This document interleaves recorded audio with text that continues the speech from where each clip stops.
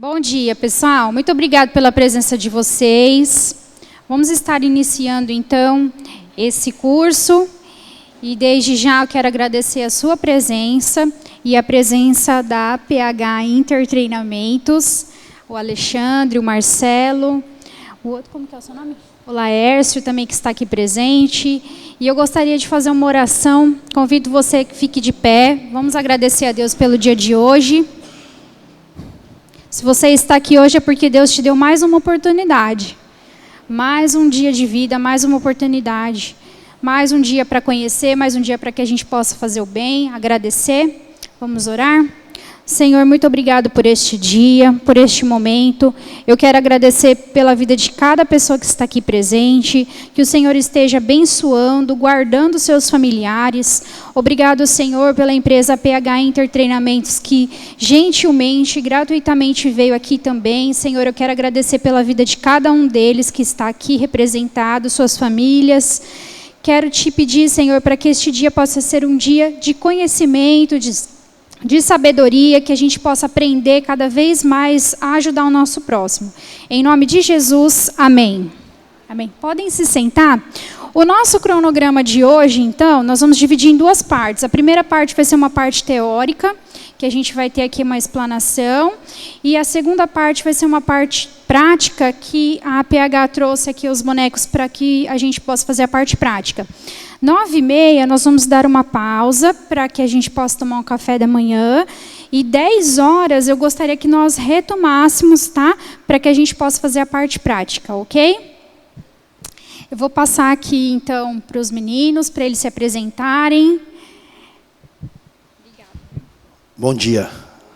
Estou nervoso, hein? Bom dia a todos.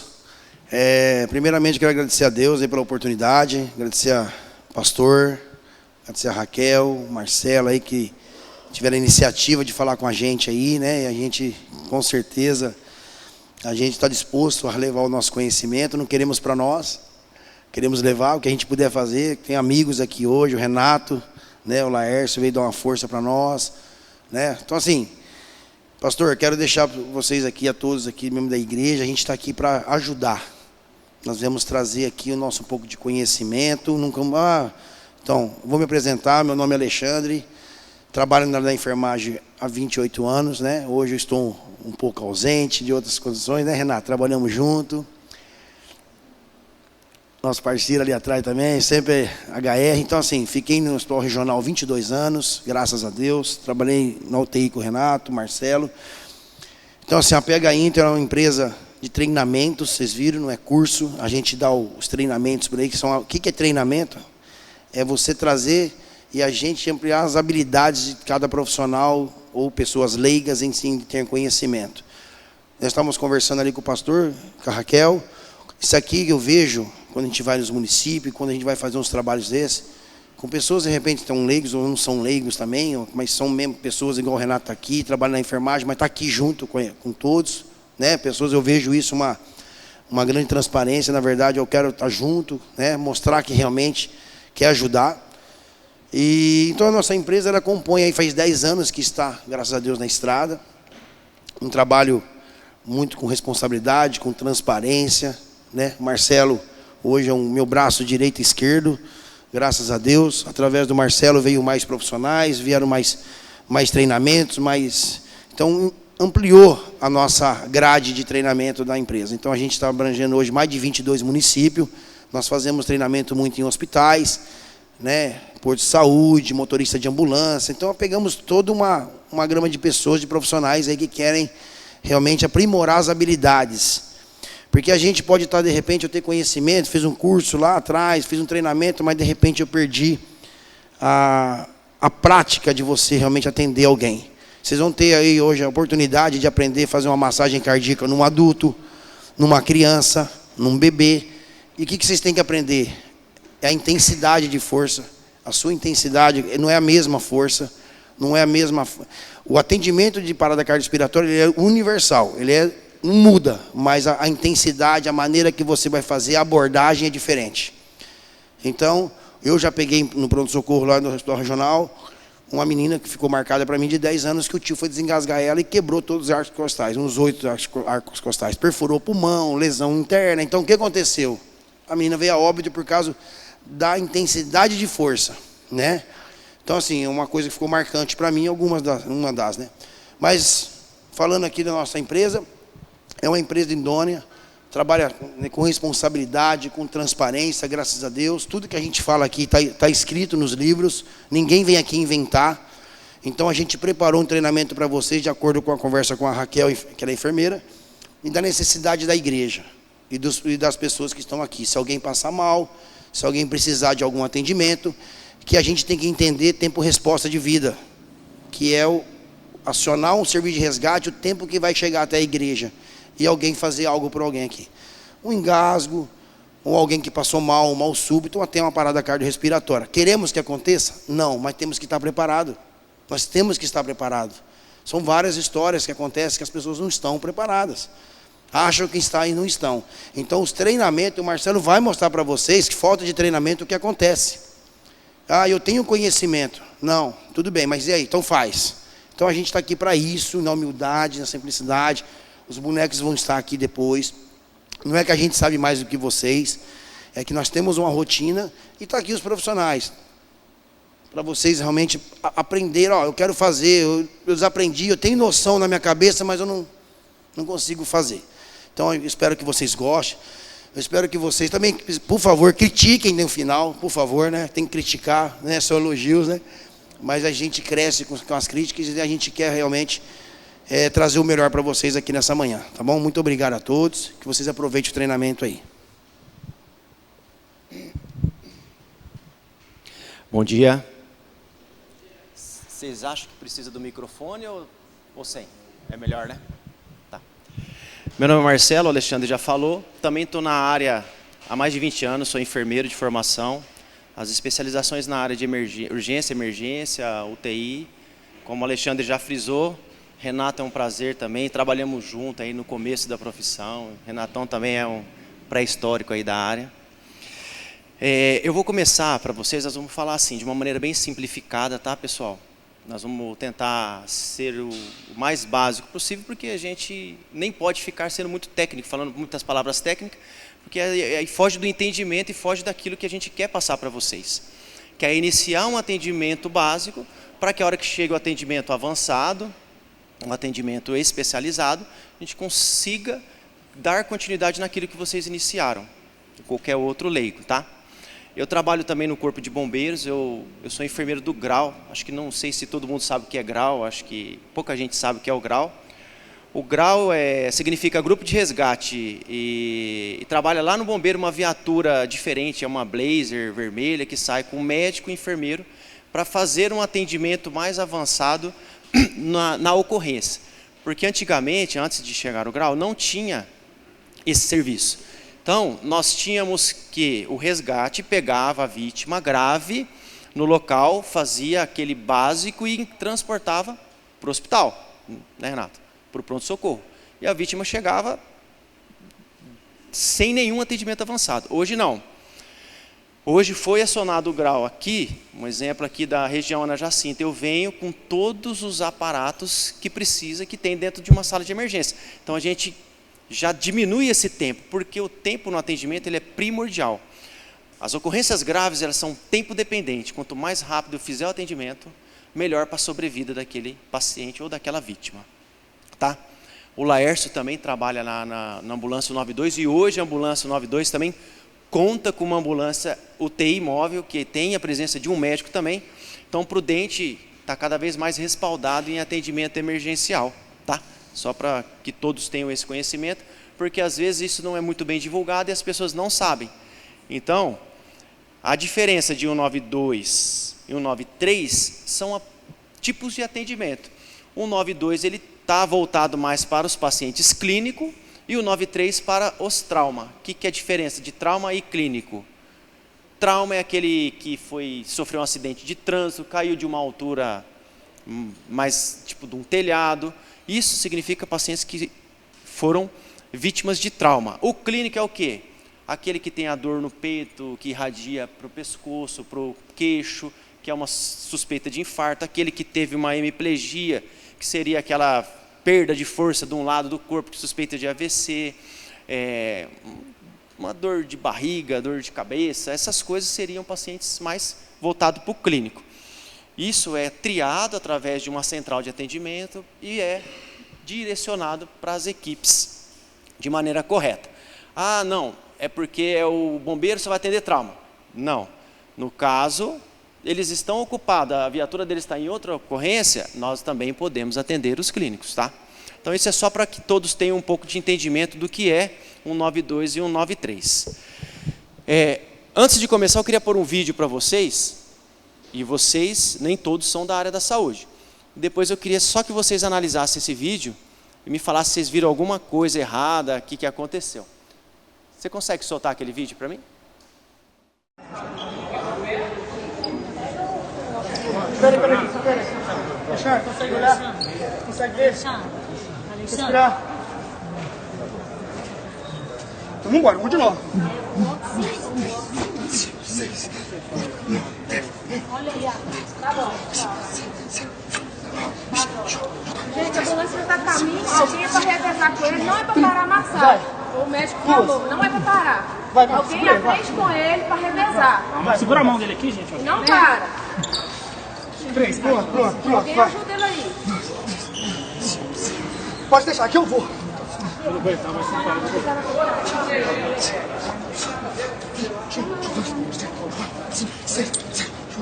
Tem duas respirações. A pressão dele tá baixa. Vamos um pouco mais devagar, tá?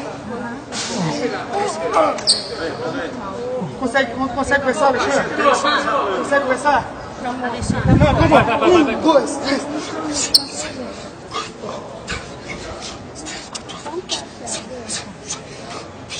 Olha, ainda não.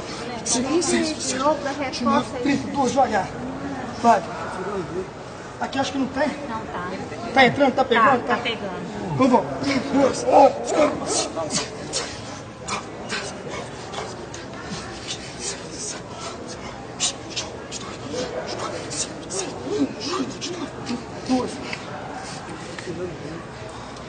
Não, vou tentar com assim, Alexandre. de novo, vai. Legal, e aí? O que vocês acharam? Quem não é da área da saúde, viu alguma coisa que estranhou ali? O que eles estão fazendo ali? Alguém? Pode falar, vamos tentar decifrar. O que eles estão fazendo ali? Um atendimento num senhor que supostamente está em parada cardiorrespiratória, correto? Quem está em parada cardiorrespiratória se movimenta, gente? Ele está morto, né? Por isso que chama ressuscitação cardiopulmonar. Nós vamos ter que ressuscitar aquela vítima ou aquele paciente.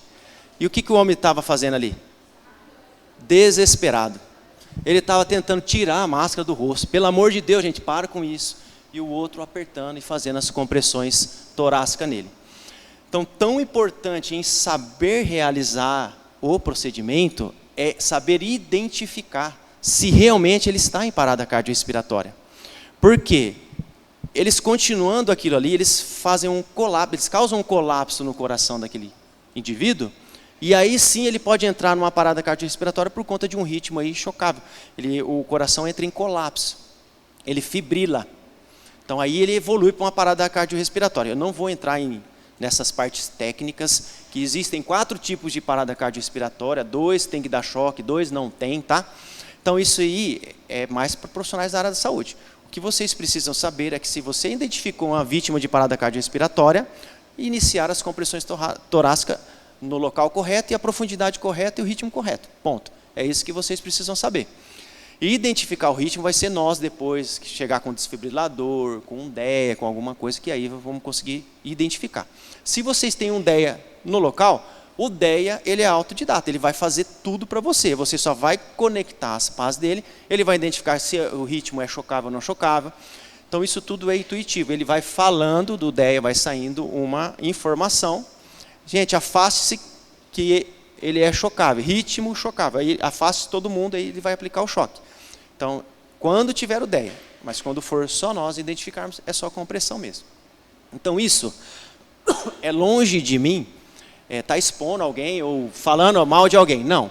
isso pode acontecer com qualquer um de nós. Vocês viram que tinha uma moça que provavelmente é profissional da área da saúde, não sei se é auxiliar, se é enfermeira, o que ela é. Tinha um rapaz que tinha uma noção de compressão, ele estava certinho na posição, ajoelhado, fazendo as compressões. Então, faltou o quê? Faltou um controle emocional naquele momento, de fazer uma identificação correta para poder iniciar o procedimento. Então, esse apavoro, esse desespero numa situação de estresse, faz com que aconteça as falhas e os erros. Uma coisa que eu sempre passo para quando a gente vai dar um treinamento pessoal da área da saúde. Isso é para assustar eles mesmo. E vocês também podem ficar pasmos com essa informação. Você andar de avião é 33 mil vezes mais seguro do que você ser internado em qualquer hospital. Vocês têm noção disso? Vocês sobrevoarem com um avião é 33 mil vezes mais seguro do que no hospital. O que morre de pessoas por falhas dos profissionais da área da saúde é fora do normal. Vocês não têm ideia. Antigamente era nomeada como erros médicos. Aí o Conselho Federal de Medicina entrou com a liminar e isso foi mudado porque não é erro médico, é erro dos profissionais. Pode ser médico, enfermeiro, farmacêutico, nutricionista, fisioterapeuta. Então essa nomenclatura foi mudada há pouco tempo porque ela só levava o nome do médico. Então são erros profissionais da área da saúde. Então morre muita gente ou sequela muita gente por falhas de profissionais da área da saúde. Isso é muito importante trabalharmos em cima disso. E por que na aviação é diferente? Porque existem checklists, existem procedimentos que eles fazem que faz com que a sobrevoar de avião é um dos transportes mais seguros, só perdendo para o elevador. Então, se morresse a mesma quantidade de gente na área da saúde, que morre internada, em aviões, era equivalente a cair 2 Boeing 747 por dia. E aí equiparava as mortes que acontecem na área da saúde. Não é para assustar não é para ninguém ficar com medinho no hospital, viu gente? Mas é só uma informação que é relevante, eu acho. Então, vamos começar, né? Daqui a pouco ninguém vai querer mais para o hospital, né? Vamos começar os slides.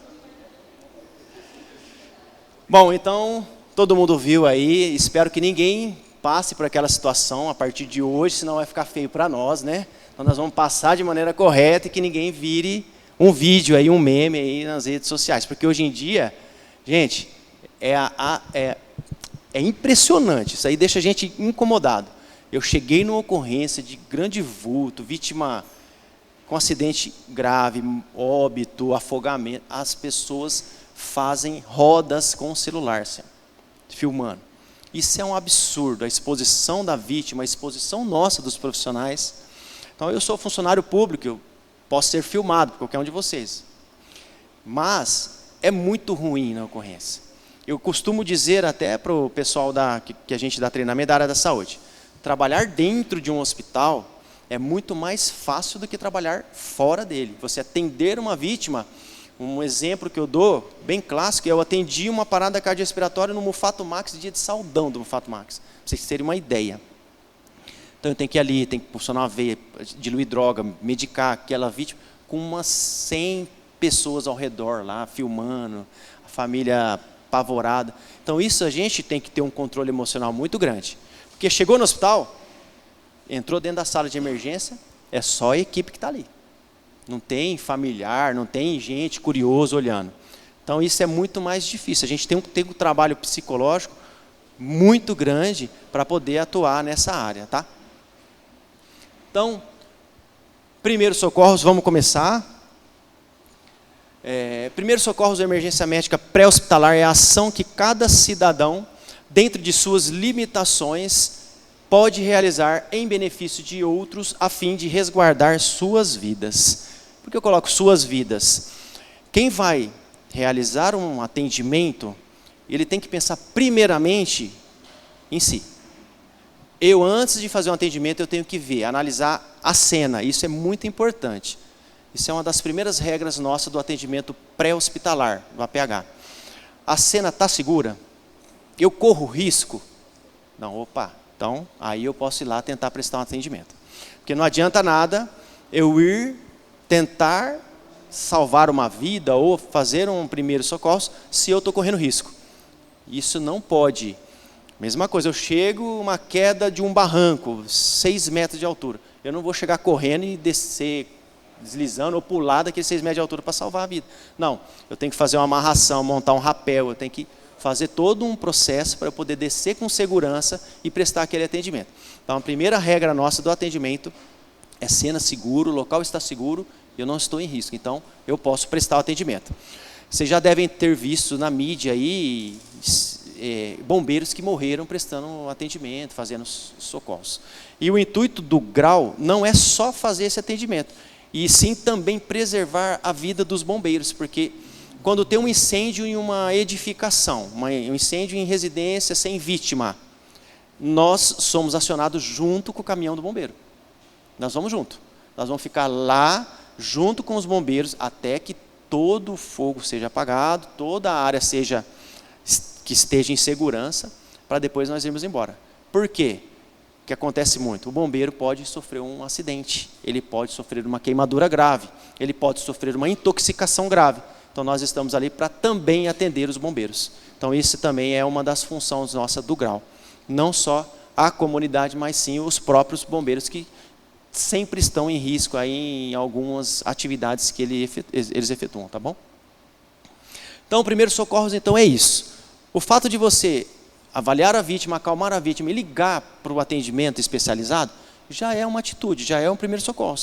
Porque se você não faz isso, ele ia ficar ali agonizando e não ia ter atendimento nenhum. Eu não tenho segurança, Marcelo, de atender. Só do fato, então, pega o telefone e liga para o atendimento de emergência. Ponto. Não precisa atender. Existe uma questão que a gente até, assim, nós não criticamos, mas a gente até comenta. Não mexe, ninguém mexe. Uma queda simples, uma queda boba, as pessoas, não, chama um resgate, não mexe. Gente, muitas vezes é um asfalto quente. Você deixar a vítima ali, ela vai causar queimaduras até mais graves do que você tentar avaliar com segurança, com calma. E assim, devagar, avaliando, ver se ela tem dor, principalmente região cervical, a gente se preocupa muito. Região cervical, coluna, não tem nada, tentar arrastar para um local mais seguro, tentar colocar algo que proteja essa vítima. Então, não é simplesmente, não precisa, ninguém mexe, sai de perto, espera o resgate. Não precisa disso, tá? Não, é o que eu disse, eu não tenho segurança, eu tenho medo, beleza, só liga e aguarda, mas tenta colocar algo em cima, uma sombra, fazer uma sombra, porque muitas vezes a gente chega no local, a vítima está mais lesionada pelo local que ela está, por conta do asfalto quente, do que até mesmo pela própria queda. As próprias pessoas mesmo têm medo de se mexer às vezes, então isso é muito comum, tá? Então, informações importantes quando liga. Falar que tipo de emergência que é, quantidade de vítimas, localização e estado da vítima, endereço e ponto de referência, informações adicionais e os números que vocês podem estar ligando, até mesmo o 90, 90, 92 e o 93. Então, tudo isso é migrado para quem vai realmente atender. Se ligar no 93, eles vão falar, não, vai acionar lá o 92. Se ligar no 92, eles podem acionar nós o 93. Então, isso daí é indiferente. Eu falei no começo só para vocês entenderem a diferença de um 92 e um 93. A diferença é que um atende clínico e outro trauma, mas que os dois podem atender independente, entendeu? Quando um está ocupado, o outro vai atender, e o outro está ocupado, o outro vai atender também. Eles vão em trauma, né, Laércio? Também muitas vezes, e nós vamos em clínico também muitas vezes. Embora estatisticamente o nosso perfil de atendimento ele é 70% clínico. Graças a Deus aí com acho que a melhora da Raposo Tavares, né, a duplicação, então os acidentes diminuíram bastante. Onde a gente tem muito acidente, até é importante para vocês saberem, é na Júlio Budisky, que é pista única, e naquela de Regente, lá Ângelo Rena. As rodovias que mais tem acidente para atendimento. Então vamos falar de hemorragia. O que é uma hemorragia? É a perda súbita de sangue originada pelo rompimento de um ou mais vasos sanguíneos. Ela pode ter a seguinte classificação: interna e externa. Então, destacamos as hemorragias arteriais, onde o sangue é vermelho vivo e a perda é pulsátil, como se o sangue fosse ejetado com certa pressão. Esse tipo de hemorragia é grave pela rapidez com que se perda o sangue e processa. Ó, aqui eu tenho mais ou menos, é uma imagem simples, mas as hemorragias arteriais, elas são muito mais graves, tá, gente?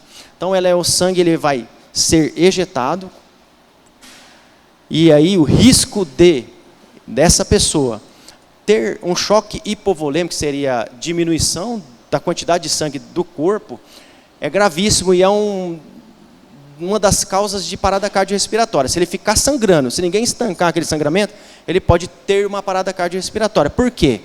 Porque o coração ele precisa ele enche de sangue, ele contrai e distribui sangue para todo o corpo.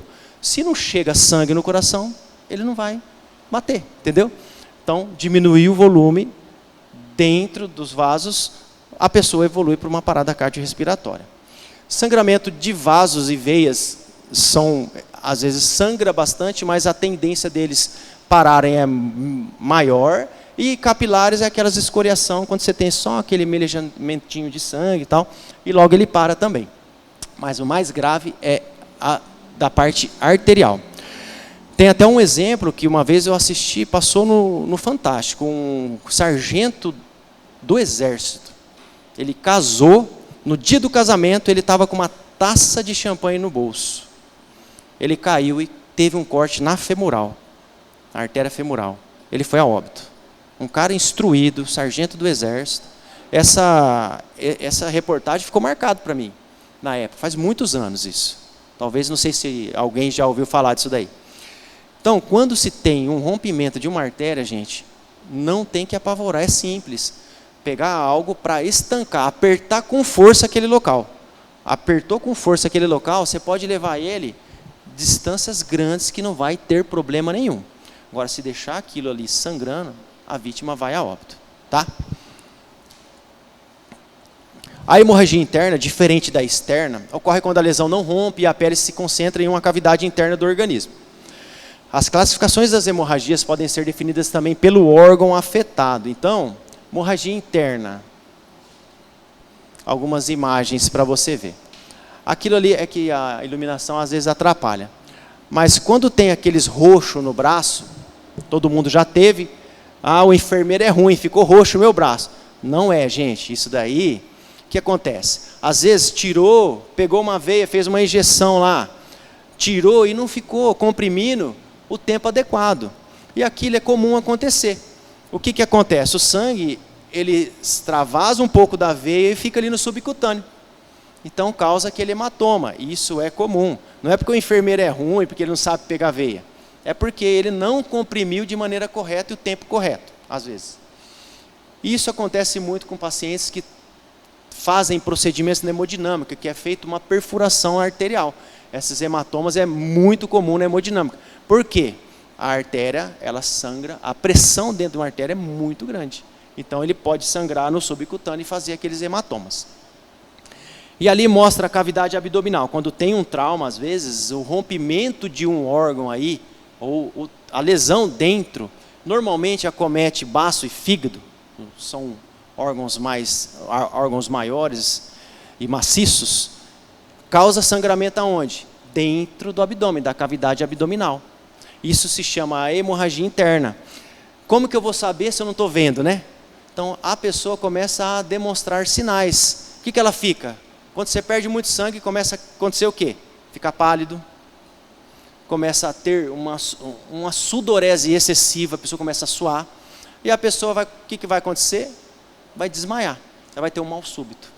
Isso é comum em quem está perdendo muito sangue. Então aí cabe a nós da área da saúde tentarmos identificar através de informações se essa vítima sofreu algum trauma, se tem algo que possa ter rompido internamente e está sangrando, tá bom? Então, o que eu faço? Como agir? Sempre, em todas as circunstâncias, vocês vão ver. Peça ajuda, sempre. É necessário manter e transmitir calma diante da situação, deitar a vítima na posição decúbito dorsal, que seria de barriga para cima, pois facilita a circulação sanguínea entre o coração e o cérebro. Por que deitar? Em todas as circunstâncias em relação a sangramento, desmaio, que você vê que a vítima está ficando pálida, deitar. Porque o sangue, ele tem uma pressão, ele faz todo o retorno para o coração. com a força da gravidade, por isso que a pressão arterial é maior que a nossa pressão atmosférica. Se eu deito, eu diminuo esse percurso. Eu vou deitar, eu vou estar em decúbito horizontal, a tendência do sangue circular é mais fácil. E aí eu posso até elevar os membros inferiores, as pernas, para que ele não tenha melhore essa circulação na região de órgãos vitais nossos. Então isso é muito importante também. Tá? Aplique sobre o corte uma compressa com gás, um pano limpo, fazendo uma pressão firme sobre o local com uma ou com as duas mãos, manter a compressão até a hemorragia estanque, no mínimo 10 minutos, após faça uma ligadura compressiva, um curativo bem preso e com certa pressão sobre a região afetada e no local da hemorragia. Então isso é para sangramentos externos, tá, gente? O interno é isso que eu falei, identificar, deitar a pessoa e solicitar auxílio de urgência, porque não tem muito o que fazer. Muitas vezes a maioria vai para procedimento cirúrgico. Sangramento nasal. Esse aí é um tipo de ocorrência que acontece muito e existem vários estigmas aí em relação a isso, né? Durante todo o processo deve-se manter a vítima calma e acordada. Não oferecer comida ou bebida e mantê-la aquecida. Em hemorragias nasais, né, os sangramentos no nariz, conhecido como epistaxe para nós, deve-se elevar a cabeça da vítima com o tronco inclinado para frente para que ela não engula sangue. Comprimir a narina que sangra com os dedos, aplicar gelo ou compressas frias ao redor e não assoar o nariz. Então a maneira correta é aquela primeira ali. A questão de colocar a cabeça para cima e não precisa fazer isso. Por quê? Se eu colocar para cima, onde vai o sangue que está sangrando, ele vai descer. E o que eu vou fazer com o sangue? Ficar engolindo. E o estômago? Alguém gosta de tomar sangue? Ninguém toma sangue. A gente vê só nos quadrinhos aí, nos filmes, que vampiro gosta de sangue. O que acontece com uma pessoa que ingere muito sangue, Renato? Vai virar um cine trash. Aí vai assustar. As pessoas começam a engolir muito sangue, elas vomitam sangue. O estômago rejeita o sangue. Então, a hora que ela vomita o sangue, gente, aquilo, quem trabalhou já numa emergência e viu uma pessoa com hemorragia aí, sangramento, vomitando sangue, é um cine trash, parece que vira uns filmes de terror. Então, o que nós temos que orientar? Na maioria do sangramento nasal, ele para rápido, na maioria. Salvo em algumas situações, paciente com uma hipertensão arterial grave, pacientes com algum distúrbio, entendeu? Então, é tampar o nariz, colocar gelo e cuspir, se ele sentir o sangue descendo, e não engolir. E ficar cuspindo numa compressa, numa toalha, porque daí você tem tempo de analisar. Se em 2, 3 minutos aquele sangramento não estancar, está sangrando muito, é encaminhar para o serviço de emergência hospitalar, que lá a gente faz alguns procedimentos, tampão nasal, coloca gás com medicamento, tenta estancar esse sangramento, tá? Em algumas situações tem que chamar até o otorrino para atuar aí, porque o sangramento é muito grave. Mas isso daí, falar para vocês, é o mínimo, porque na maioria é aquele sangramentinho de fissurinhas em mucosa, que é natural, ressecamento, do tempo ser secado, isso pode acontecer, e para e estanca rapidamente.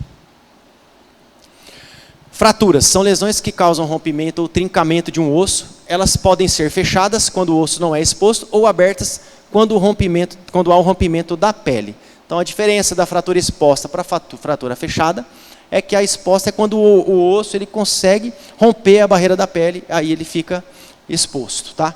É mais grave porque teve exposição aí no meio contaminado, então ela é um pouco mais grave em relação à infecção. Como agir? Sempre pedir ajuda. Alguns sinais devem ser observados, como nível de consciência, hematomas e hemorragias, localizar se há ferimentos, formigamento, dor intensa, inchaço, deformidade do membro e perguntar para a vítima se ela ouviu um estalo no momento do ocorrido. Se houver hipótese de fratura, estabilize o membro com uma tala. Se a lesão for grave, nunca se deve tentar endireitar uma fratura ou colocar o osso no lugar. Telefone para o serviço de emergência mais próximo e aguarde o atendimento especializado. Se é uma fratura muito grave, onde a perna está virada, vocês não devem tentar alinhar esse membro.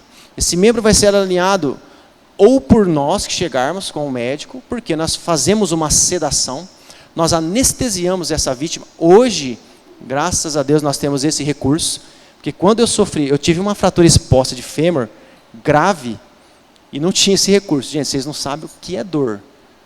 É absurda a dor. Então, infelizmente, na minha época não tinha, mas hoje nós temos esse recurso.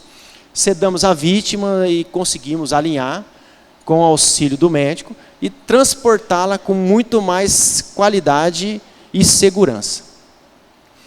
Então aqui tem alguns improvisos, de repente vocês não estão em um local tão próximo ou que precise levar essa vítima em um lugar que tenha um atendimento, as pessoas fazem algumas imobilizações com papelão, com madeira, tábua. Então isso ajuda muito, porque a imobilização é para que o membro não fique solto e tendo atrito osso com osso e aumentando a dor dessa vítima, tá? Então esses são alguns improvisos que fazem aí. O desmaio. Desmaio pode acontecer devido ao calor, desidratação, esforço físico excessivo, problemas cardiovasculares, distúrbios metabólicos, queda de pressão, cansaço extremo, nervosismo, dores fortes, entre outros. Olha a gama de situações que pode levar a vítima a um desmaio. Então, o que eu faço num desmaio? O que eu faço? Sempre, como eu falei, pedir ajuda. Deite a vítima em uma superfície plana de barriga para cima e eleve as pernas aproximadamente entre 30 a 40 graus em relação ao restante do corpo. Lateralize a cabeça da vítima para que não ocorra o risco de broncoaspiração, caso apresente vômito, e ligue para o serviço especializado. Então teve um desmaio de uma vítima, de uma pessoa, é elevar as pernas numa cadeira, deixar ela deitadinha, lateralizar a cabeça dela e aguardar o serviço de urgência. Normalmente os desmaios voltam rápidos também. 2, 3 minutos a pessoa já começa a retomar a consciência. Salvo em algumas situações mais críticas, tá? Mas aí aconteceu isso, o que nós vamos avaliar? Se realmente é um desmaio, como aconteceu com aquele senhor na quadra, ou se é uma parada cardiorrespiratória. Não é porque desmaiou que eu já vou subir no peito dessa pessoa e começar a fazer compressão, gente, pelo amor de Deus. Então, eleva os membros, aí nisso eu já estou avaliando, estou vendo se ela tem pulso, se ela tem movimentos respiratórios, que isso é muito importante. Se ela tem isso, gente, acalmou ela, afasta os curiosos, as pessoas ao redor, deixa o local arejado e chama o serviço de emergência. Como que faz? É isso aí, é básico, é simples. E como sempre eu falo, mantendo o controle emocional. E como as pessoas fazem, é o que eu citei desde o começo, é absurdo. Isso aí eu friso, eu cito em todas as situações. Isso daí é a moda hoje em dia, que as pessoas só querem likes, né? Querem ver, infelizmente, a tragédia dos outros para poder... Não pensam que poderiam ser familiares deles ou deles, entendeu? Só querem isso daí. Convulsão. Uma convulsão ocorre quando há uma atividade elétrica normal do cérebro, acompanhada de espasmos musculares involuntários. As convulsões em bebês de 6 meses e crianças de 5 anos de idade podem estar relacionadas a um estado febril. É muito comum. Nos bebês, geralmente, o aumento da temperatura é causado por uma infecção. As convulsões se manifestam por perda de memória, movimento dos olhos virados para cima, dentes cerrados e tensos, saída de espuma pela boca, contrações musculares com duração em média de 5 minutos, ou até menos. A maioria é menos, tá? Então, isso é o que acontece. Crise convulsiva. Existe uma outra situação que chama crise conversiva, tá, gente? Só para vocês tenham um entendimento, a convulsiva é um distúrbio das sinapses neurológicas, do cérebro. A conversiva é causada através de uma situação emocional na vítima. Ela simula uma convulsão, é muito parecida, tá? Ela simula que às vezes engana até nós profissionais da área de saúde, né, Renatão? Mas que na realidade não é uma convulsão. Então, na convulsão, jamais colocar o dedo na boca da pessoa. A língua não enrola. Alguém já ouviu falar que a língua enrola quando tem convulsão? Já ouviu, né? A língua não enrola, gente. A língua, se todo mundo vê, ela tem um frênito, que ela não tem como a língua ser enrolada. O que pode ocorrer é o abaixamento da base da língua nas situações de AVC, essas coisas que podem causar uma hemiplegia. Na crise convulsiva, não. pode acontecer um relaxamento, uma dificuldade respiratória, por isso que muitas vezes a gente segura, libera via aérea, lateraliza, porque essa vítima também tem um excesso de salivação quando ela está convulsionando. E muitas vezes pode sangrar a boca, e as pessoas assustam. E esse sangramento não é porque ele é interno, é porque a pessoa mordeu a língua, machucou a boca e aí começa a sangrar. Entendeu? Então, como que eu vou agir? Sempre pedir ajuda, deitar a vítima, evitando quedas e traumas, remover objetos para evitar traumas, afrouxar roupas apertadas, proteger a cabeça, lateralizar a cabeça para que a saliva escorra, evitando a aspiração dela, limpar as secreções salivares com um pano ou papel para facilitar a respiração, observar se a vítima consegue respirar. Após a crise convulsiva, pode haver incontinência urinária ou fecal. Vocês podem reparar que muitas vezes quem tem convulsão pode voltar e você vê que ela pode ter urinado ou defecado. Isso é comum, porque existe o relaxamento dos esfíncteres. Então, ela pode chegar a essa situação. Então, é muito ruim uma pessoa que tem crise convulsiva, ela volta com uma certa amnésia, você não vai onde que ela está, ainda demora para ela retomar assim, o nível de consciência total, tá? Então, uma coisa que é importante fazer isso e nunca pôr o dedo dentro da boca dessa vítima, tá, gente? Não coloquem dedo na boca. Se você quer manter, coloca um pano lateralizadinho para que ela não morda a língua. Isso é importante, entendeu? Dentro do hospital, nas viaturas, a gente tem um dispositivo que chama cânula de Guedel, que é uma cânulazinha que a gente coloca na boca para que eles não tenham esse ferimento na boca, para que eles não mordam, porque eles têm uma contração muito forte. Antigamente, o bom do quartel lá, que a gente ouve um monte de história. Os bombeiros faziam Hoje o bombeiro está mais profissionalizado, mas antigamente eles eram mais brucutuzão. Histórias que eles faziam a respiração boca a boca, antigamente, era comum. Os pacientes de afogamento, vítimas de afogamento, eles faziam boca a boca, a pessoa começava a vomitar água, eles limpavam boca a boca. A vítima, convulsionando, eles colocavam o dedo na boca. Um contou que uma vez colocou o dedo na boca de uma senhora, a mulher mordeu, ele puxou no reflexo e arrancou os dentes da mulher. Então, isso é comum, isso pode acontecer. Mas hoje, como é mais profissionalizado, temos dispositivos que possam suprir isso que antigamente não tinha, hoje a gente não faz mais isso. Hoje, jamais podemos recomendar qualquer um de vocês e nós da área fazer uma respiração boca a boca. Isso é contra. Isso hoje se caiu por terra, não pode mais, por conta do risco nosso, dos profissionais da saúde e de vocês. Então, hoje não existe mais isso. Imobilizar os membros, os braços e pernas, isso você não deve fazer, tá? Deve-se deixá-los livres, só evitar que elas se debater e se machucar. Balançar, se for criança, evitar falta de ar. Introduzir os dedos dentro da boca involuntariamente, ele pode feri-lo. Administrar medicamento na hora da crise pela boca. Os reflexos não estão totalmente recuperados, a vítima pode engasgar ou engolir o comprimido à água. Caso crise convulsiva se manifeste por repetição ou dure mais de 10 a 15 minutos, telefone para o serviço de emergência mais próximo. Na realidade, não tem que esperar nem tudo isso. De 2 a 3 minutos, gente, se não voltar, vocês já podem ligar, ou já devem ligar no início de uma crise, ou colocar num carro. Porque, como eu falei para vocês, as pessoas perdem muito tempo ligando. E muitas vezes, colocar dentro de um veículo, se não for um caso de trauma, que precisa fazer imobilizações, é mais rápido para essa vítima, para essa pessoa. Ela consegue ter um atendimento mais rápido. Pôr no carro e levar correndo.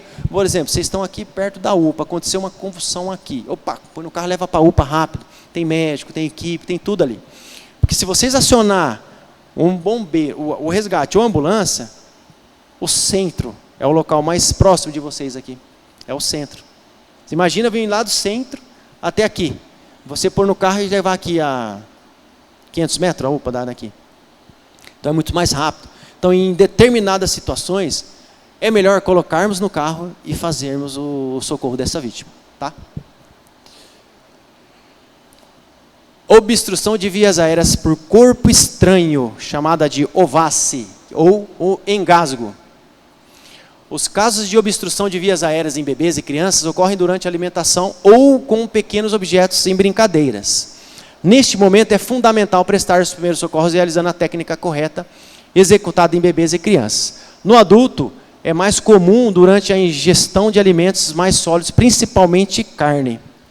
Então, gente, esse é um momento que eu até prometi para mim mesmo que nas primeiras oportunidades eu ia passar para as pessoas como realizar uma manobra de engasgo. Para quem não sabe, eu fui vítima de um engasgo gravíssimo. Eu estava almoçando com a minha esposa num restaurante e estava praticamente vazio. E aquela fome de leão, né? Um hábito de comer rápido, carne, farinha, aquelas coisas todas, comer. Foi nas primeiras garfadas, eu engasguei com uma carne que eu jamais... É frustrante para mim falar que do treinamento, que socorro vítimas de engasgo, falar que eu fui acometido por um engasgo. Grave. Eu não tenho vídeo aqui, eu queria mostrar o meu vídeo para vocês. Eu não tenho vídeo. Eu cheguei para mim, eu desesperei, eu não sabia o que fazer, para vocês terem ideia. Eu, enfermeiro, emergência, mais de 20 anos, levantei, olhei para minha esposa, fiz assim, ó. Por quê? Você está engasgado, você não consegue falar. Não sai voz, não sai nada. Fiz assim, bati aqui e virei para ela. Eu já falei para ela o que ela tinha que fazer. Ela rapidamente virou e fez a manobra de Heimlich. Na segunda compressão que ela fez em mim, a carne saiu. Foi absurdo, me arrepia de falar. Eu não estaria hoje aqui, eu estaria numa cama sequelado, horrível. Eu devo a minha vida a ela. E foi um caos. Ela ficou mais desesperada do que eu. Não, se eu falar para vocês, eu calmei, sentei e voltei a comer. Perdi a fome, mas eu fiquei com vergonha. Falei, não, vou ter que comer, agora eu não vou. Comi metade do que eu tinha pego lá, perdi a fome, vamos embora. Ela desesperou, ela ligou no Sindicato dos Bares e Restaurantes. Ela fez eu fazer uma matéria no Corpo de Bombeiros para a TV Fronteira, saiu na TV Fronteira.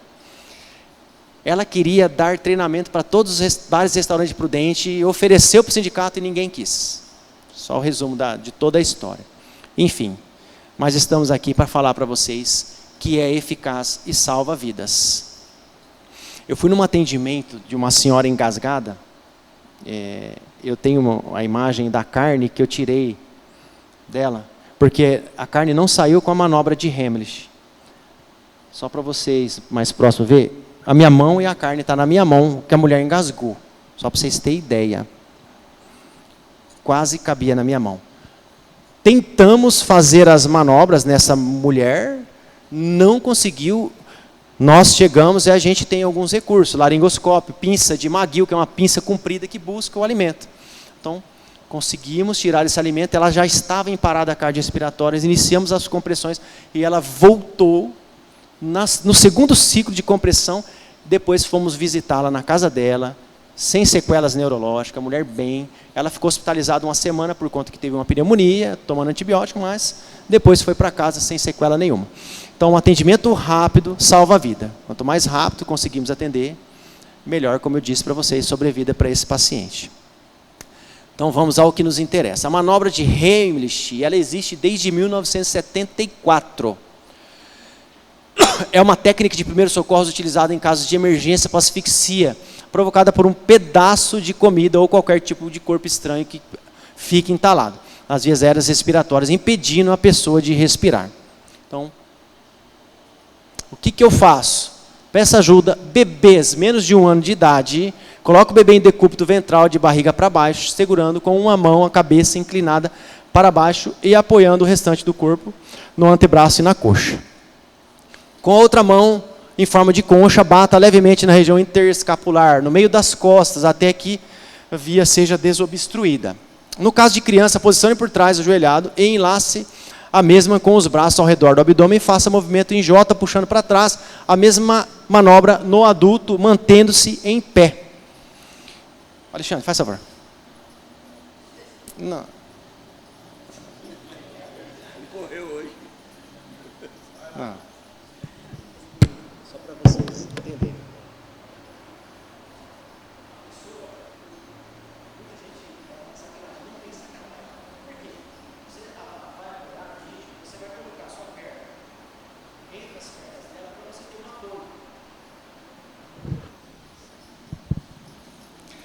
eu coloco a perna para você ter um apoio.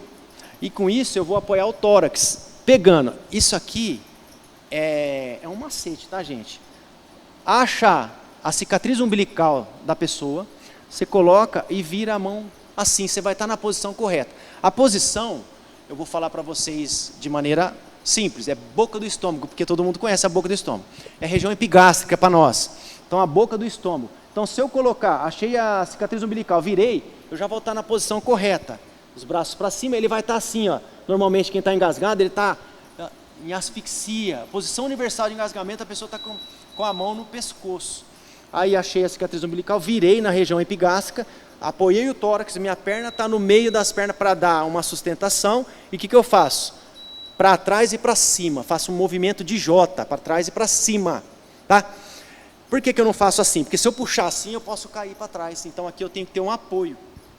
Então, movimento em J eu não vou fazer nele, porque é um movimento forte, até pode dar até um desconforto. Então, eu puxo para trás e para cima. Pessoas que nem o Renato, o rapaz lá do fundo, tem que ter um controle da força, senão você pode machucar a vítima, tá? A pessoa... Vem cá, Alexandre, faz favor. Alexandre. Uma coisa... Não. Importante que poucos sabem. Pessoas com o abdômen protuso mais elevado e gestantes, nós não apertamos na região epigástrica. Não precisa murchar a barriga. Pode deixar normal. O que nós vamos fazer? Fazer a mesma coisa na região do tórax. Para cima. Aqui, ó. Mais para cima. Por quê? Falei, gestante, pessoas que nem você. A gente pega mais para cima. Porque não dá. Não, é verdade. Se alguma de vocês, mulher, tentar abraçar o Alexandre aqui, ó, é mais difícil. Pode ver que minha mão nem chega. Brincadeira à parte, mas é isso aí mesmo, tá? Pessoas gestantes, pessoas com a barriga mais elevada, a gente vai mais superior, vai no tórax, tá bom? Criança, você vai fazer a mesma coisa, só que você vai agachar na altura dela. Você pode ajoelhar no chão, pegar a criança e fazer a mesma coisa. Bebê até 1 ano é diferente. Depois ainda, o Alexandre vai fazer na prática para vocês aí. O bebezinho engasgou. A maioria dos engasgos de bebê, quando a gente é acionado, graças a Deus, eles desengasgam por si só. Porque a maioria é leite. E o líquido, ele é mais fácil de sair do que o sólido.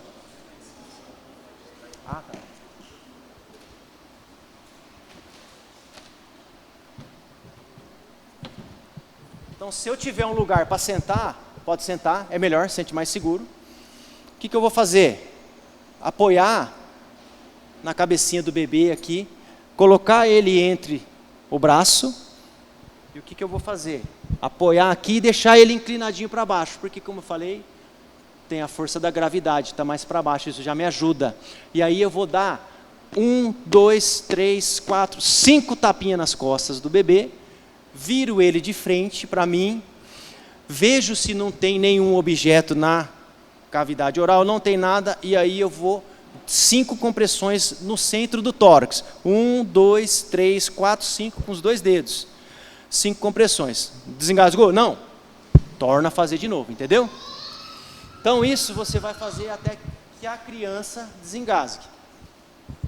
Depois dessa parte, o Alexandre, o Laércio, eles vão estar passando melhor para vocês, e vocês também vão estar fazendo com os bonecos, tudo certinho, tá bom?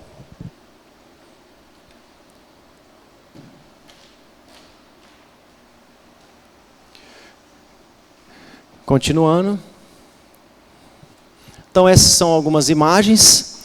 E existe a automanobra de desengasgo, que é essa daqui, ó. A pessoa se jogar ou se lançar em uma estrutura rígida.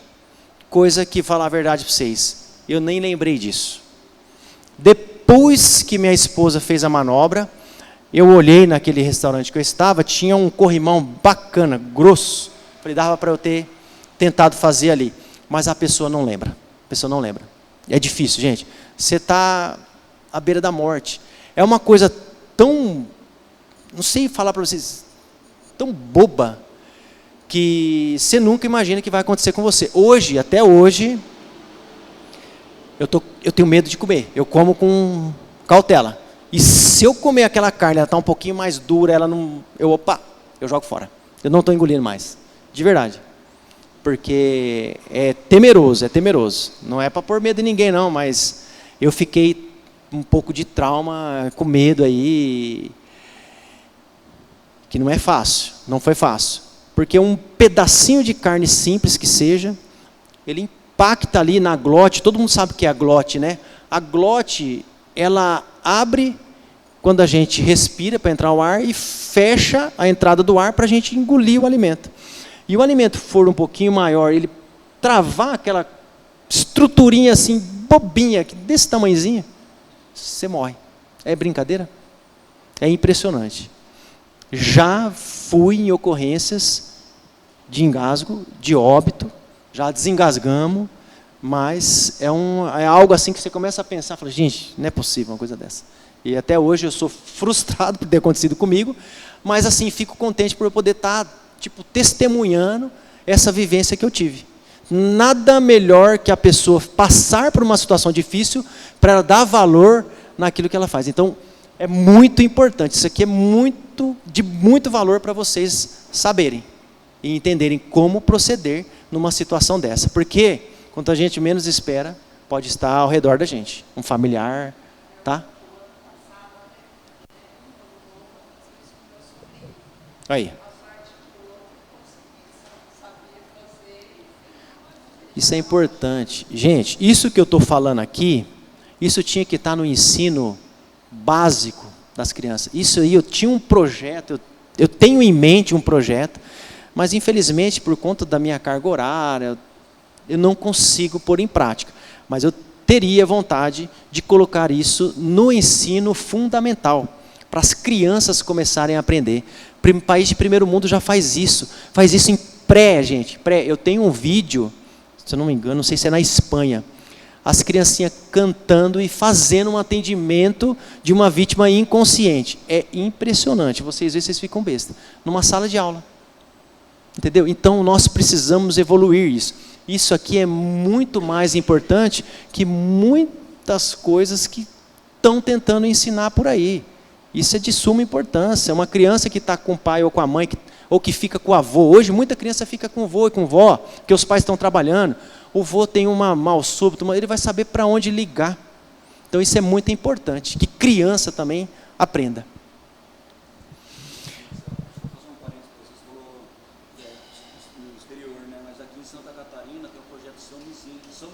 Samuzinho. Ah, legal. Aí, ó. Tá vendo? Santa Catarina, o Laércio está falando, um projeto Samuzinho, que as crianças estão sendo assim, treinadas para esse tipo de atendimento. Isso é muito importante, isso é muito bacana. Legal, Laércio. Queimaduras, também muito comum. Queimadura é toda lesão provocada pelo contato direto com alguma fonte de calor ou frio, produtos químicos, corrente elétrica, radiação, ou mesmo alguns animais e plantas, como larva, água-viva, urtiga e entre outros. Ela é subdividida em graus. A queimadura de primeiro grau é que danifica somente a camada mais externa da pele, deixando a pele vermelha e pode causar até um leve inchaço. Segundo grau provoca bolhas e um inchaço maior, sendo bastante dolorida. E terceiro grau afeta a terceira camada mais profunda da pele, ficando muito danificada, pode parecer branca ou cinzenta, provocando muita dor. Então, tem algumas literaturas que falam até da queimadura de quarto grau, mas também não vou entrar em detalhes, só para que vocês entendam. Queimadura de primeiro grau é aquela que você queima, fica só aquele vermelhinho. Fez bolha é segundo grau. Passou da bolha, fez aquela camada, aquela parte esbranquiçada, já é terceiro grau. Aí requer uma atenção maior. Há uma queimadura grave numa criança. Toda queimadura de face, ela é considerada grave. Queimou a face, precisa de uma avaliação mais minuciosa. Porque se queimou a face, pode ter entrado nas vias aéreas, mucosa, pode ter sofrido alguma queimadura interna. E se eu tiver alguma queimadura interna, eu posso ter a irritação, o processo inflamatório na minha via aérea superior, inclusive a glote. Se a glote inchar, eu não consigo respirar. Então, em algumas situações, eu estava em São Paulo uma vez, no grau, para quem não sabe, eu dei plantão em São Paulo. Eu estava na Casa Verde, nos meus primeiros meses de grau, eu tive que ir para São Paulo. Fui numa queimadura de uma senhora, queimadura de face, queimou aproximadamente uns 40% da superfície corporal. O médico que estava, a mulher conversando, o médico falou, prepara material para intubação. Foi o quê? Preparei, não vou questionar, né? Era novo, estava começando. Sequência rápida de intubação é a medicação que a gente cede ao paciente para ele intubar. Mediquei, cedei e intubei. Depois de tudo isso, voltando para a base, falei, desculpa, mas por quê? Aí ele me explicou. Porque a queimadura de face, a gente tem que preservar o quanto antes a via aérea, porque ela pode evoluir para um processo inflamatório, um edema da região da glote, e ela pode... Aí ele não consegue intubar mais. Se tiver edema de glote, como tem nas reações alérgicas, dificilmente o médico tem que intubar. Aí é um processo cirúrgico, uma traqueostomia, fica muito mais complexo para ele atuar numa situação dessa. Então ele preferiu preservar a via aérea dela, deixar no hospital, passar aquela fase aguda e depois extubar e a mulher com mais segurança aí ter a cicatrização e evolução daquela queimadura. Então isso é muito importante que todos saibam. Queimadura de tórax 2º grau, queimadura de 3º grau, essa aqui é uma queimadura de 3º grau. E isso aqui, muita gente não sabe, mas é uma queimadura de sol que pode ser até de 2º grau, viu gente? Chega muita gente no hospital assim, já com bolha no corpo, com bolha. A pessoa, não sei se perde a noção, está ali no sol, fica um tempo elevado e chega até com bolha no hospital. Pessoas são internadas por conta de queimadura do sol, só para vocês terem ideia. Desidrata, tem bolha, então fica crítico até. Isso aqui é só para vocês entenderem quando falar queimou 20% da superfície corporal. Essa é a regra dos 9. Só para... No adulto, cabeça 9%, tórax 9%, abdômen 9%, perna 9%. Essa parte anterior, parte da frente, e a parte de trás, a mesma coisa. Então, quando vocês verem, percentual de queimadura é isso daí, é a regra dos 9 que a gente usa. Em criança, o bebê, você vê que a cabeça é 18%, diferente do adulto. Porque bebê, a cabeça é maior, bebê e criança. Então, acaba sendo 18% para eles na cabeça. Ok? Isso é só para nível de curiosidade, para que vocês entendam. Ninguém precisa saber decorar isso não, só nós que precisamos. Como agir? É importante resfriar a área queimada o mais rápido possível, aplicando compressas frias ou colocando na água fria por 10 a 15 minutos. Não coloque gelo, pois pode prejudicar ainda mais a pele. A água fria impede que a queimadura continue atingindo camadas mais profundas da pele, depois pode se secar com cuidado a região da queimadura e cobrir com gás. Não passar nenhum tipo de pomada e nunca estoure as bolhas para que se evite a infecção. Então, os pacientes que chegam com queimadura, eles falam que alivia mais a compressa fria que a gente faz em cima do que medicamentos. Vocês têm noção? A gente deixa já estrategicamente soro gelado, soro na geladeira, lá da farmácia. Que quando chega uma queimadura, nós colocamos uma compressa limpa em cima e passamos esse soro gelado.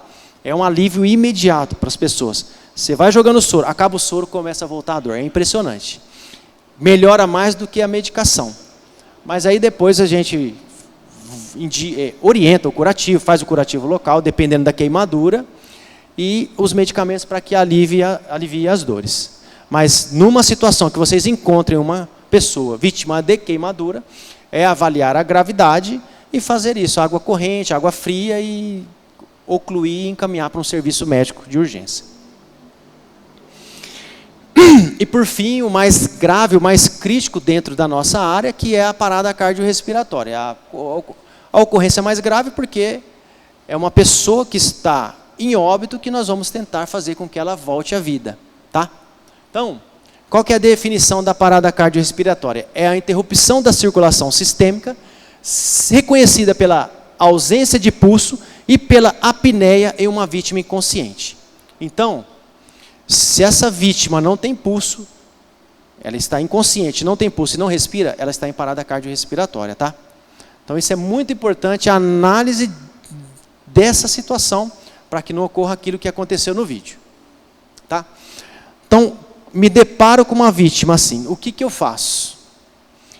Verifique se a vítima está consciente, chamando por ela ou perguntando seu nome, sacudindo levemente seus ombros. Verifique a respiração, procurando ver os movimentos respiratórios, visualização, expansão torácicas. Verifique o pulso, colocando os dedos na região lateral da traqueia aqui, gente. Pulso carotídeo, é central. A gente verifica pulso por aqui, e não pela radial, numa suspeita de parada. Dedos na região lateral da traqueia, no local onde encontra a artéria carótida. De 5 a 10 segundos eu preciso.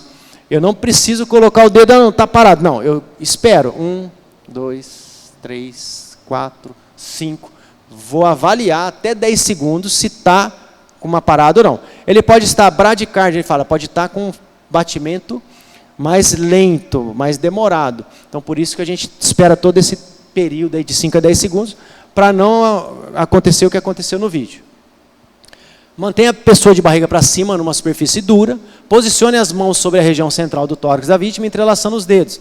Faça as compressões com a mão, forçando contra o peito, mantendo os braços esticados e utilizando o peso do próprio corpo, contando entre 100 a 120 compressões por minuto até a chegada do serviço de resgate. É importante deixar se o tórax do paciente volte à posição normal entre cada compressão. Então, existe uma regra para atender essas vítimas. Eu vou fazer essas compressões no centro do tórax, eu tenho que manter um ritmo de 100 a 120 compressões por minuto, mas eu vou fazer continuamente por 2 minutos. 2 minutos eu vou fazer continuamente. Se chega um colega meu, ou alguém que tenha esse dispositivo, que para quem não conhece, isso aqui é um dispositivo de ventilação, chamado de bolsa, válvula, máscara, famoso Ambu. Ambu é a marca, a melhor marca que tem, é como o Omo, né? Sabão em pó, muita gente fala Omo, né? Esse aqui é o famoso Ambu, que não é, Ambu é a marca. Ele é um dispositivo bolsa, válvula, máscara para ventilação externa, sob pressão. Então, quando chega um colega, eu posso sincronizar isso. Ele pode fazer 2 ventilação e eu faço 30 compressão. Ele 2 ventilação, eu 30 compressão. 5 vezes. Feito isso, eu vou verificar o pulso. Se voltou, para.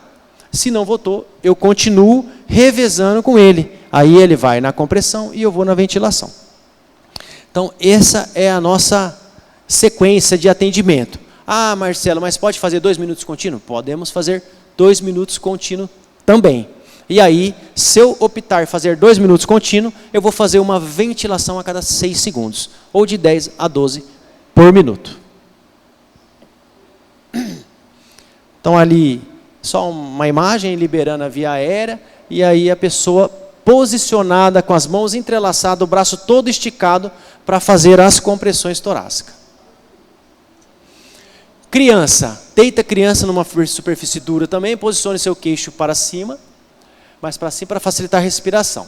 Apoie a palma de uma das mãos no peito da criança, entre os mamilos, em cima do coração. Pressione o tórax com compressões minuto, acho que apagou ali. A imagem está em cima do que está escrito. Mas é para pressionar o tórax também, como no adulto, mas com uma mão só, limitando a sua força. Porque a estrutura de uma criança é totalmente diferente da de um adulto. Então, na criança, é com uma mão só, limitando a dor. Profundidade ideal é 5 centímetros na criança. E aí vai fazendo as compressões também, até a chegada do serviço de emergência. E no bebezinho, deite o bebê de barriga para cima, sobre uma superfície dura, posicione o queixo do bebê mais para cima, para facilitar a respiração. Retire qualquer objeto da boca do bebê que possa estar dificultando a passagem de ar. Posicione 2 dedos sobre o meio do peito. Normalmente são colocados os dedos indicador e médio entre os mamilos. Pressione os dedos para baixo, contando entre 100 a 120 compressões por minuto até a chegada do resgate. É aquilo que eu fiz quando eu viro de barriga para cima. Vocês vão colocar os 2 dedinhos assim no bebê, fazer aqui em cima só para ter uma ideia. O Alexandre depois vai passar para vocês. E eu tenho a opção de fazer dessa maneira também. Entrelaçando nas costas, os 2 polegares, apertar o tórax do bebê também. Ou os 2 dedos assim em cima. Depois, na prática, vocês vão também estar fazendo isso daí, tá bom?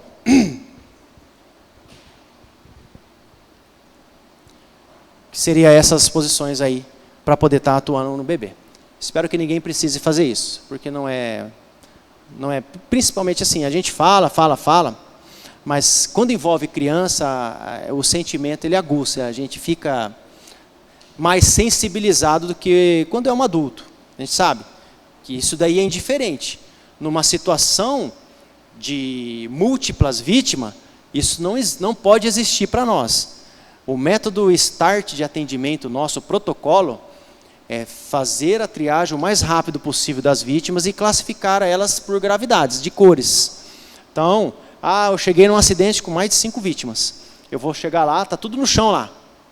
Liberei via aérea, respirou, é vermelho. Se não respirou, é óbito, já saio dela e vou para outro.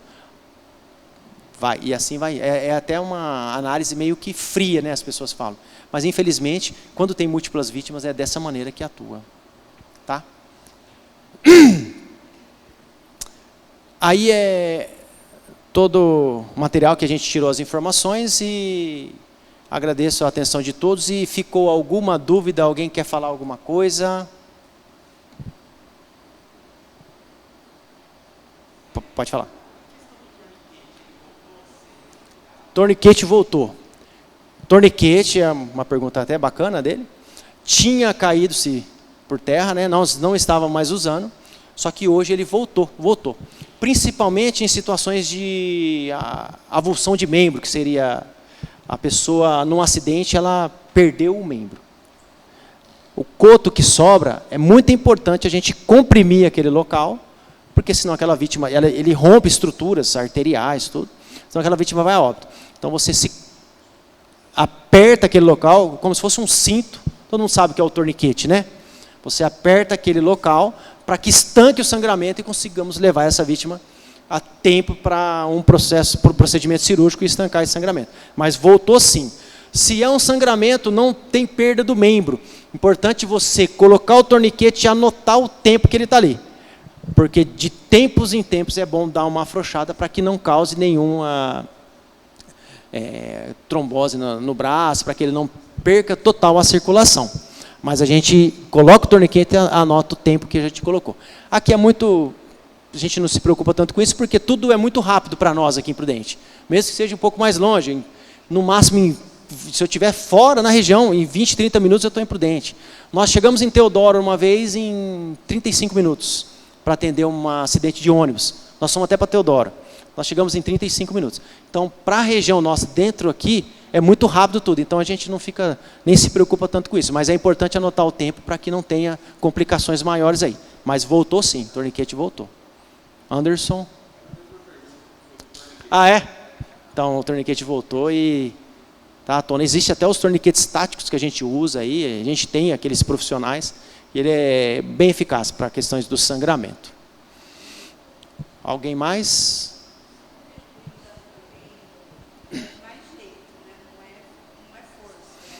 Você tem que fazer um pouquinho de força, mas é o jeito, a manobra a maneira que você faz, que é importante você fazer o J, para trás e para cima. Por quê? Qual que é o intuito disso tudo? Só para vocês saberem a dinâmica do desengasgamento. Eu tenho o pulmão, que é um órgão oco, que ele expande, e o estômago também, ele é oco, ele tem ar. O intuito dessa manobra é o quê? Comprimir todo esse ar para que ele possa sair por cima e aí expelir o objeto. A gente faz até uma simulação com uma garrafa PET. A gente tampa, pega um papel molhado e tampa a garrafa PET, aperta a garrafa PET. O papel voa longe. Então, a dinâmica da manobra é essa. Comprimir todo esse ar que está ali e tentar jogar para cima para que esse objeto seja expelido. Então, essa é a dinâmica.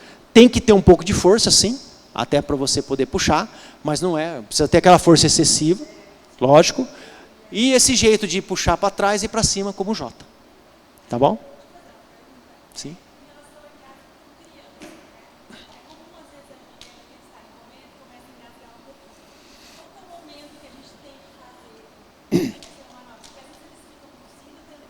Sim. Se tossiu, é porque não está engasgado total. É porque é parcial. A maioria dos engasgos de criança é por líquido. Grande maioria, em bebês principalmente. O fato de você já virar ele e tentar fazer a manobra, como eu falei, né, a lei da gravidade, ele já está para baixo, o líquido, a tendência é sair dali. Mas a hora que você vê que ele está ficando mudança da coloração, da pele, começa a ficar muito cianótico, começa a ficar mais molinho, você pode já tentar fazer a manobra. Entendeu? Isso, aí já é sólido. Isso.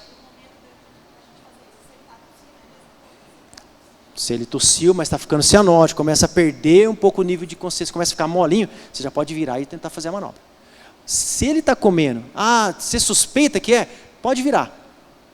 Porque ele ainda não travou totalmente. Você pode virar e ele já vai, tendência a sair mais facilmente. Mas engasgou, você vê que ele está comendo alguma coisa, você pode virar. Aconteceu numa creche com maçã, passou também no Fantástico, numa creche, uma criança com maçã, engasgou na creche, que era acho que as 4 ou 5 quarteirões de uma unidade básica de saúde. Ligaram para a ambulância na creche e esperaram a ambulância chegar. Eles estavam a 4, 5... Por isso que eu falo, gente, é um bebê, está engasgado? Põe no carro e vai, porque você vai esperar. Hoje, tudo bem, a gente tem recurso que teria no hospital. Hoje a gente já chega praticamente com um hospital na residência. Mas se eu estou aqui próximo da UPA, eu vou ali correndo, está engasgado, eles têm laringo, eles têm recurso para poder tentar desengasgar, sem ser com a manobra de Heimlich. Como aconteceu com essa senhora. Um bombeiro chegou lá, tentou desengasgar, uma senhora um pouco obesa, não conseguiu, nós laringoscopamos e puxamos com a pinça, conseguimos.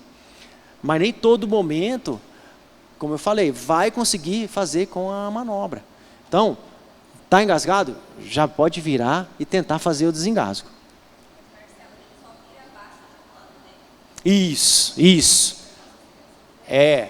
Se for 2 aninhos, agachar e fazer a mesma manobra. O Alexandre vai explicar daqui a pouco para vocês. Vocês vão agachar e fazer a mesma manobra que faz no adulto. Claro, mensurando a força. Não vai fazer uma força elevada, senão você pode machucar. Isso, exatamente. Não sei se vocês sabem, existe uma lei hoje que toda escolinha, os professores têm que ser treinados para isso, chamada Lei Lucas. O Lucas é uma criança de 10 anos que morreu engasgada com um cachorro-quente numa recreação da escola. Então a mãe dele quase entrou em depressão, ficou louco, mas ela deu um estrago. Começou a pesquisar. Na época, em 2015, mais de 850 crianças foram acometidas por engasgo, crianças na idade do Lucas. E aí ela entrou com uma liminar, fez e no final conseguiu criar-se a Lei Lucas, que hoje é uma lei obrigatória para todas as escolinhas. É importante que todos os pais que têm criança em escola saber se os professores são treinados para isso. Tá? Existe a questão, às vezes, do apavoramento, né? Nós Sim. vamos socorrer, tal. Sim. E aí a gente ouve de tudo. E aí as pessoas, às vezes, fazem as manobras, não chegou socorro, no desespero. Nunca furar aqui para respirar, nunca. Não, eu não posso jamais falar isso, nem recomendo, não tem como. Não é assim, eu sei, parece simples assim, mas não é tão simples, Anderson. O fato de você furar ali, é aquela coisa, se tudo for bom, se der bem, você é um herói. Só que se der errado, você é o vilão. Infelizmente, a pessoa engasgou, travou, não saiu, entrou em parada, você vai lá e perfura com alguma coisa, coloca um caninho ali, igual você já viu em filme, tubo de caneta Bic e tal. Só que se ela se salvar, beleza, se ela se salvar, você pode ser processado, indiciado por uma lesão corporal ou até mesmo tentativa de morte para aquela vítima. Porque eles podem querer falar que você fez algo que prejudicou mais ainda essa vítima. Então, eu não recomendo e também eu não faria isso. Eu não faria. Mesmo sendo profissional da área, se não está dentro do escopo lá da minha função, eu não faria, eu não posso. Aí chega, nós temos um dispositivo que ele já vem uma traqueostomia. O médico só, como se fosse pegar uma veia, ele pulsiona aqui e coloca essa traqueostomia. Só que aí é a função do médico. Eu não posso fazer isso. Tá? Eu não recomendo não, mas claro que é uma chance de salvar a vida ali. Só que é muito técnico, é muito minucioso. Tem várias estruturas aqui, que se você errar o local, você pode até prejudicar mais ainda. Quem que perguntou? Alguém levantou a mão. Ela que é... Ah, tá. Ah, ela tá com o bebezinho lá. Oi.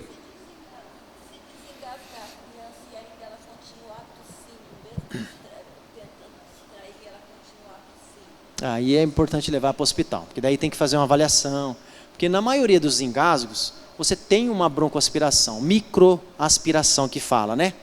Você vai aspirar um pouquinho daquele alimento, então isso pode causar uma infecção, uma pneumonia. Então é importante levar, fazer um raio-x, ver se a saturação está correta. Porque ele pode ter engasgos parciais, pode estar com alguma coisa ali ainda incomodando.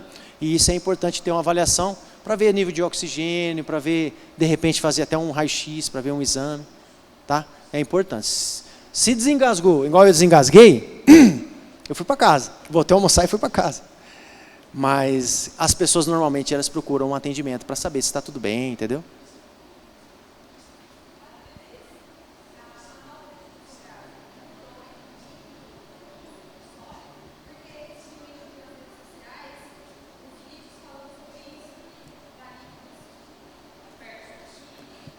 Não, é a mesma. É a mesma. Pode ser líquido, pode ser sólido. A tendência é que o líquido é desengasgar mais rápido, tá? E o sólido, às vezes, é mais difícil. Mas a manobra é a mesma, não mudou nada. Se mudou, eu não estou sabendo, de verdade. E a gente, assim, a gente tem que estar atualizado. A gente sempre pesquisa, anualmente a gente vê, vai nas diretrizes, a CLS, PALS. A gente tem que estar atualizado até pelo trabalho que a gente faz lá no grau. E até hoje não vi mudança nas manobras. A gente vê mudanças no atendimento de parada, que agora faz muito tempo que não muda, né, Renato? Já trabalhamos com 15-2, com diferentes ocasiões na parada. Hoje faz muito tempo que nós estamos nesses 2 minutos, 32, algumas drogas que tiraram, mas isso de 10 anos para cá não mudou mais nada, até hoje não mudou. Inclusive na desengasgo, até hoje também não tenho informação de mudanças. É o que eu comentei com ela. Às vezes pode ter microaspirações, né? Descer um pouco de líquido, um pouco de alimento.